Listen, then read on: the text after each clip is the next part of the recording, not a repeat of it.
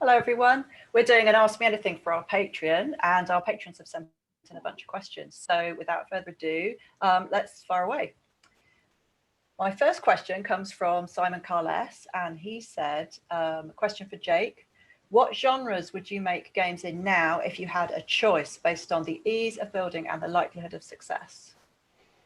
I mean, that's a good question. And it's kind of tricky because I think the chance of success goes up with how difficult the game is to make. And that's something I've heard Cliff Harris talk about. And he's made a series of sort of political simulators, which are pretty hard to make, and other games that are hard to make.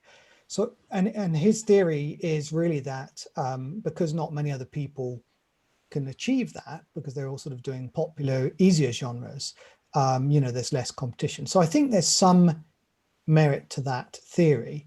But I did discover that, we've made 2 turn-based card RPG games, and actually they're quite complicated. There's a lot of balancing, a lot of thought that goes into the whole combat stuff and all the different cards and balancing and all the levels. So we have made quite a complicated genre, and actually it's done okay, and we're pleased, with that, but it's got a lower ceiling, it seems, than certain other genres on Steam. So with that in mind, I think perhaps a quite a good genre to look at is the simulation strategy genre, which on Steam is very popular.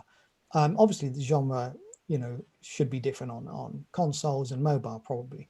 But so with that in mind, I am sort of looking at kind of city builders and stuff like that as a thing to potentially get into. More on that later. Watch your space in 2021. Yeah.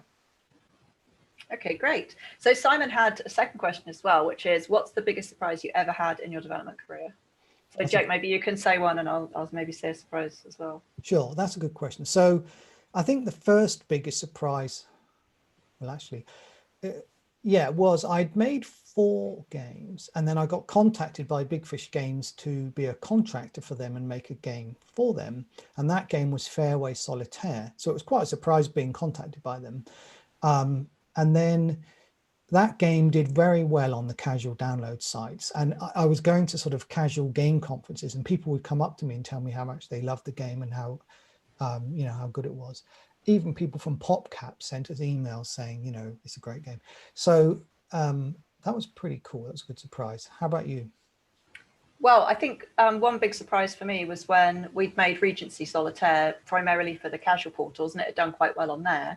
And then a few months later, we put it on Steam just to sort of see what would happen, and actually got a really big response from the press, the games press, and lots of people talking about it. And it even got mentioned sort of by Felicia Day in the Metro, and newspapers and things like that were interviewing us. So that was really fun and unexpected, and it definitely sort of put us out there a little bit. On a completely different platform than what we'd expected for that game. Yeah, I agree. That was a very nice, pleasant surprise. Another surprise I had was Spooky Bonus, which was my 7th Match 3 game, and that did really well on the casual sites, like grossed over $500,000. And I knew it was a good game at the time, and I had a good vibe about it, and I knew it was going to hit a sort of zeitgeist, because it's very popular in North America, sort of Halloween. We learned that after living in Canada, and that game did really well, and it didn't take that long to make, and still very much loved. So that was a nice surprise. And one other one is I did a talk, which a few of you may have seen, at GDC in 2016 about being indie, about my career really, and that really seemed to resonate with people, because it wasn't just a lot of the talks there about success stories, and this one was just about the ups and downs of indie life and trying to build a sustainable business. And that's got nearly 800,000 views, and it's something like the 5th or 6th most popular GDC video. So that's a big surprise. And people email me all the time about it, even now, or come up to me at conferences and talk about it. And one other kind of surprise is, in hindsight, the fact that we've been going for 15 years now making games. I don't know what I expected at the beginning, really. I think I was naive thinking it would work straight away, and it didn't. It took a while to get going, but it's good that we've been able to go for this long, I guess. So there you go. Yep, pretty good. So great. Let's see what another question we've got here. There's one from Scott Reynolds, And he asks, what engine do you use to create your games? And what are your thoughts on using engines like Unity and Unreal versus writing your own game engines? Okay, so for most of my games, in fact, that have come out to date, most of them, I've used a language called Blitz Max, which no one's ever heard of, but it basically, Blitz was a language on the Amiga, believe it or not, and I used it back then. And then there's a PC version. There's several sort of varieties of it.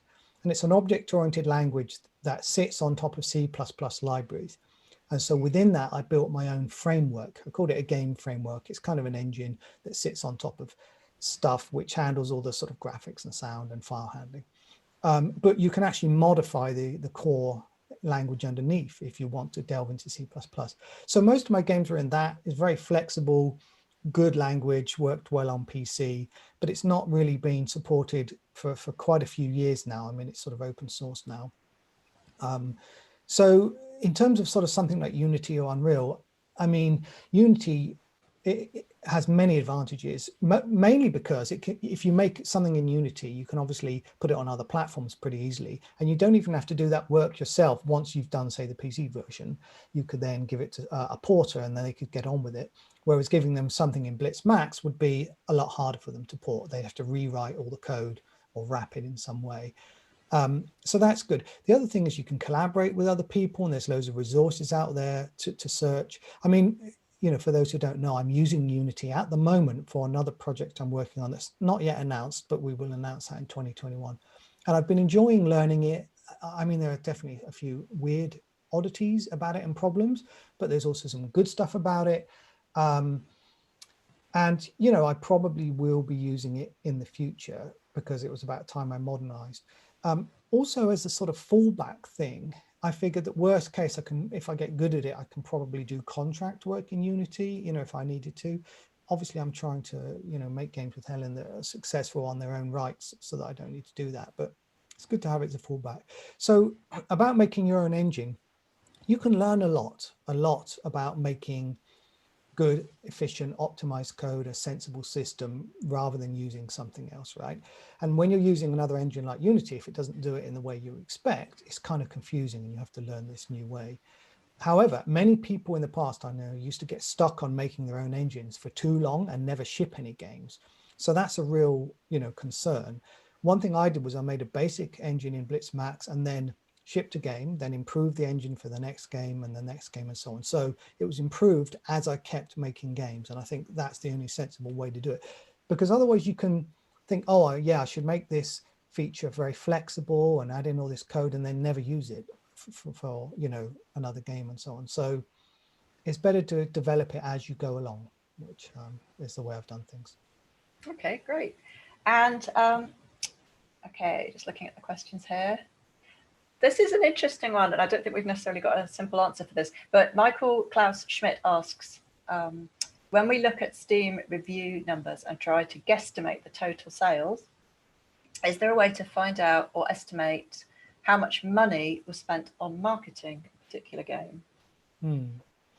I think, unfortunately, no, not anything obvious, because those numbers just do tell you how many people approximately bought the game. And that could be as a result of excellent or expensive marketing, or just that the game resonated with Steam players, right? And that's the thing. Some games can come out with virtually no marketing on Steam. They resonate really well. They get picked up organically and go massive. Others can have a lot of marketing spend and flop. So it's very hard to tell. So, you know, Steam will drive traffic to games that, you know, are doing well. And you do need to make a game that resonates with the audience. But, you know, people can make marketing efforts externally for free and do a lot of sort of that legwork on their own, or they can hire people for PR companies and ads and so on. But you can't really tell just by looking at the results on Steam. One thing perhaps you can do is look at the trailer. If the trailer is good quality, it may be clear that they've spent money on that and therefore had some kind of marketing budget. Similarly, the main capsule and the description text, if it's pretty good, maybe, you know, you can tell they've taken that side of things seriously. You could also just look at this, the credits, and see if they've mentioned any PR company in there. and get an idea for the team size, because larger team size, or if a publisher's involved, would maybe indicate they took it seriously and did a marketing spend. So I guess those are my thoughts on it. What about you, Helen?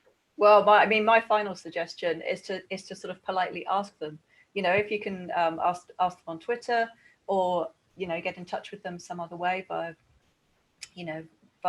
just contacting them. People might not be able to give you an exact figure, but they might be able to give you some sort of guesstimate. So you might say, oh, what percent of your spend was on marketing, or something like that, or oh, did you hire a lot of external people to help you with your marketing? Who do you recommend, and things like that.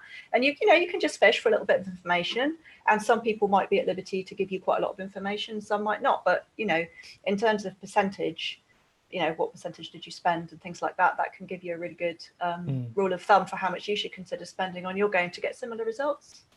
So that's another starting point. I think people are happy to talk about these things. I think people are quite interested in talking about marketing, particularly developers for whom that might not be their first specialism, but it's something they're gradually learning about as they build their studio. So yeah, have a chat about it. One other thing, I'm not sure if it's possible to do. Obviously, some devs spend money on adverts, not that many. Most prefer the sort of actual sort of PR approach and contacting streamers and press and so on. But if there was some way to track ads, Google ads, YouTube ads, Twitter ads, Reddit ads, there was some record of that somewhere on the internet, you could look that up. I don't know if there is. I'm sure it must be possible. Could Someone be must have found a way. Yeah. Yeah, it depends if they're something to dig into. Scraping who's making ads. I mean, certainly those companies themselves will have a record of who advertised with them, but they probably won't expose that publicly. Another possible thing is if you see an actual known PR company who is doing tweets on behalf of the developer. I mean, that happened with us, right? We hired a PR company for Ancient Enemy, and they helped us out, with a few tweets and put us in contact with other people, and it was definitely worth doing, actually. Yeah, definitely helpful. Yeah, so do consider at least some part of your budget for that sort of thing. Okay, I think that's it. Is that, Helen? Yeah, that's all the questions we have for today. If you've got any other Ask Me Anything questions, by the way, you can always contact us via Twitter or Patreon, and we'll do our best to answer them. Okay, thanks for your questions, guys. Goodbye.